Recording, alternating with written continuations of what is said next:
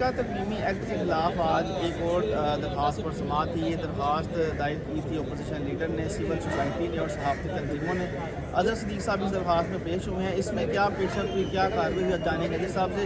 اظہر صاحب پہلے تو یہ بتائیے کہ جو حکومتی نمائندے ہیں وہ کہتے ہیں کہ پلیکا ترمیمی ایکٹ میں کوئی ایسی چیز نہیں ہے جس پر شور مچایا جائے, تو پہلے تو یہ ایکٹ سمجھایا میں ہے کیا؟ بہت شکریہ جی. بنیادی طور پر اس نے کرمنل جسٹس سسٹم کا ستیہ ناش کر دیا. فوجداری قانون جو ہے 1898 سے چلا آ رہا ہے کہ آپ نے چھوٹی سزائیں ہوں تو میجسٹریٹ پہ جانا ہے, پھر اپیل سیشن میں آنی ہے, پھر ہائی کورٹ میں آنی ہے اور پھر سپریم کورٹ میں جانی ہے. یہ 3 سال کی سزا جو ہے نا, ہائی کورٹ کی جج کے برابر ایک ٹرائبونل سنے گا اور اس کی اپیل سپریم کورٹ میں. تو ایڈمنسٹریٹو کورٹیں تو ہو سکتی ہیں, یعنی سروس کے میٹر سروس ٹرائبونل میں آئین نے اجازت دی ہے. الیکشن پٹیشنیں جو ہے نا, یعنی یہ کوئی ایڈمنسٹریٹو آرڈر نہیں ہے, یہ کسی کی زندگی اور آزادی کا مسئلہ ہے. آپ نہیں رکھ سکتے. سب سے پہلا کام تو یہ. دوسرا, جو فالس جو غلط انفارمیشن کہہ رہے ہیں یا فیک نیوز کہہ رہے ہیں وہ ڈیفائن ہی نہیں کیا. اب مثال کے طور پر آپ صحافی ہیں, آپ کے پاس ایک ایکسکلوسیو خبر آئی ہے, وہ خبر کسی کے پاس نہیں ہے, وہ سورس آپ نے بتانا نہیں, وہ خبر سچ ہے. دوسرا آدمی کہ جناب خبر جھوٹی ہے, سورس تو پھر اب ڈسکلوز کرنا پڑے گا, وہ ہو نہیں سکتا ہے. پھر ایک اتھارٹی بنا دی ہے, اس کو ہم ریگولیٹری کیپچر کہتے ہیں, کہ گورنمنٹ ہی سارے معاملے کو کنٹرول کر رہی ہے, گورنمنٹ ہی دیکھ رہی ہے سارے. کوئی آزاد اور خود مختار ادارہ بننا چاہیے, ساری اتھارٹی جو ہے گورنمنٹ نے کرنی ہے.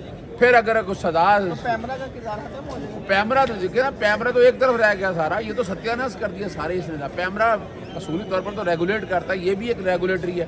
اس میں ایک علیحدہ فورس بنا دی ہے, علیحدہ. اچھا وہ کمال کی بات ہے, اس ایکٹ کے تحت کیسے بن سکتی ہے, اس ایکٹ میں ریگولیٹ کرنے کے حوالے سے کیسے سارے اختیارات آ سکتے ہیں.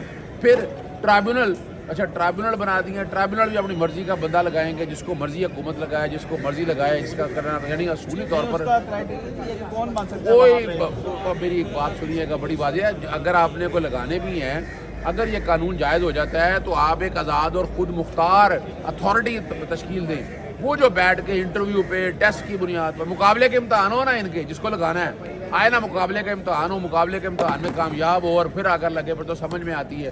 تو گورنمنٹ اپنی مرضی سے صرف چلے گی. یہ سیاسی انجینئرنگ کے لیے بہت بڑی مثال ہے.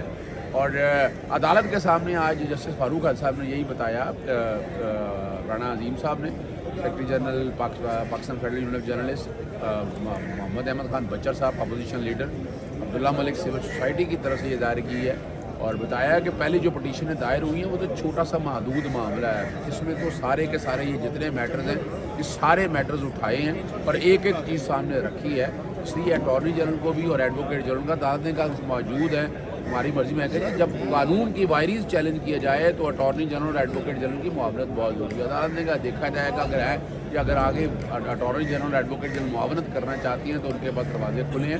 5 مارچ کے لیے عدالت نے کیس کی سماعت کی.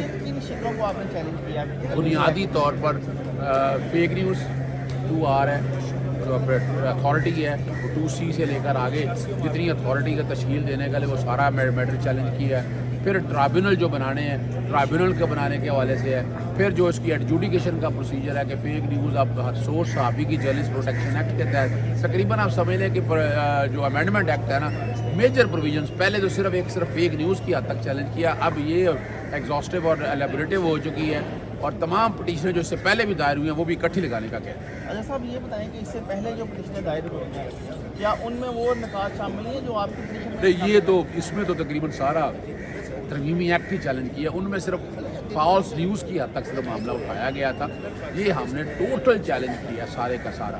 اس لیے عدالت نے آج اس کو مین پٹیشن بنا لی ہے, اور باقی درخواستیں بھی ساری کا ہے اس درخواست کے ساتھ فکس کی ہے. عطا طارق صاحب جو وفاقی وزیر اطلاع تھا, ان کا یہ کہنا ہے کہ یہ ایکٹ جو ہے بالکل ٹھیک ہے, اسے فیک نیوز رکے گی. تو کیا آپ سمجھتے ہیں کہ یہ بیان ٹھیک ہے؟ دیکھیں جی, حکومت وقت کا کیا تعلق اس بات سے. فیک نیوز اگر طے کرنی ہے تو یہ بیٹھ کر, اگر اتھارٹی بھی بنانی ہے, وفاقی حکومت سارے افسر طے کرے گی. یعنی یہ بیٹھ کر طے کریں گے فیک نیوز کیا ہوگی. یہ صحافی تنظیموں کا کام ہے, یعنی جن لوگوں کے حوالے سے آئے تو یہ تو آپ خبر افسر جو ہے تو آرٹیکل 19 اور 19 کی خلاف ورزی کر رہے ہیں نا. اب فیک نیوز جیسے میں نے بتایا ہے, آپ کے پاس خبر آئی ہے, وہ باقی لوگوں کے لیے فیک نیوز ہوگی, لیکن اندر کی خبر تو ہے نا, وہ تو وہ کون طے کرے گا ساری باتوں کو. تو یہ اصولی طور پر اگر دیکھا جائے یہ صرف اور صرف سیاسی انجینئرنگ کے لیے, زبان کا گلا گھونٹنے کے لیے, آواز بند کرنے کے لیے.